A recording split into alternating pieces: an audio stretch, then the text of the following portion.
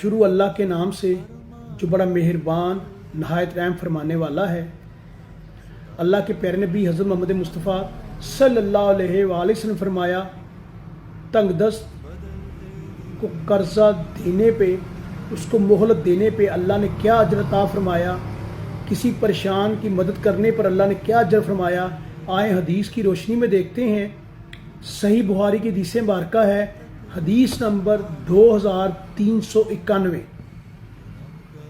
اللہ کے نبی فرماتے ہیں کہ ایک شخص کا انتقال ہوا، قبر میں اس سے سوال کیا گیا، تمہارے پاس کوئی نیکی ہے؟ اس نے کہا، میں لوگوں سے خرید و فروخت کرتا تھا، اور جب کسی پر میرا قرضہ ہوتا اور وہ مالدار ہوتا اور میرا قرضہ نہ اتار سکتا تو میں اس کو مہلت دے دیتا، اور اسی طرح جو تنگ دست ہوتا اور وہ میرا قرضہ لیتا اور وہ قرضہ ادا نہ کر سکتا تنگ دستی کی وجہ سے، تو میں اس کا قرضہ معاف کر دیتا۔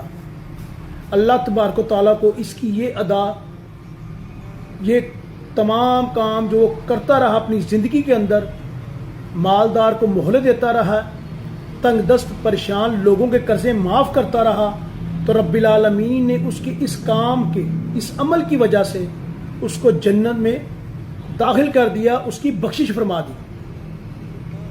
تو پیارے دوستو، اللہ کا فرمان، نبی کی حدیث، جب آپ اس کے مطابق زندگی گزاریں گے تو اس دنیا میں بھی اور آخرت میں بھی رب العالمین آپ کو عزت سے نوازے گا۔ اگر آپ نے کسی سے قرضہ لینا ہے اور وہ اس وقت آپ کو قرضہ نہیں ادا کر سکتا تو اس کو مہلت دیں۔ اگر آپ کے علم میں ہے کہ ایک شخص نے آپ سے قرضہ لیا ہوا ہے، وہ تنگ دست ہے، پریشان ہے، مجبور ہے، وہ آپ کا قرضہ ادا نہیں کر سکتا، تو اللہ کی رضا کے لیے، اللہ کی خوشنویدی کے لیے آپ اسے قرضہ معاف کر دیں۔ یہ بہت بڑا اجر و ثواب ہے، اور اس اجر کا بدلہ جنت کی شکل میں ہے، آپ کی بخشش کی شکل میں ہے۔ اللہ سے دعا ہے کہ رب العالمین ہمیں دین حق کی سمجھنے کی، اس کے مطابق چلنے کی توفیق عطا فرمائے۔ بے شک اپنی دعاؤں کے اندر رب العالمین سے التجا کیجیے گا کہ رب العالمین ہمیں ایسے لوگوں میں شامل فرمائے جو دنیا اور آخرت میں نفع پانے والے ہوں، دنیا میں اللہ کے فرمان، قرآن و حدیث کے مطابق زندگی گزاریں، اور آخرت میں اللہ تعالیٰ آپ کی بخشش فرما دے گا آپ کے اس کام کرنے کی وجہ سے۔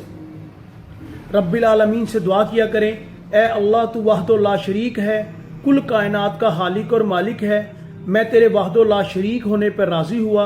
اے رب العالمین، میں خاتم النبیین حضرت محمد مصطفیٰ صلی اللہ علیہ وآلہ وسلم کے آخری نبی ہونے پہ راضی ہوا۔ اللہ میں دین اسلام سے راضی ہوا، اللہ میں قرآن سے راضی ہوا، نبی کے فرمان حدیث سے راضی ہوا۔ اور آخر میں دعا کیجیے گا، اے رب العالمین، میں تجھ سے راضی ہوا، تو مجھ سے راضی ہو جا۔ آمین۔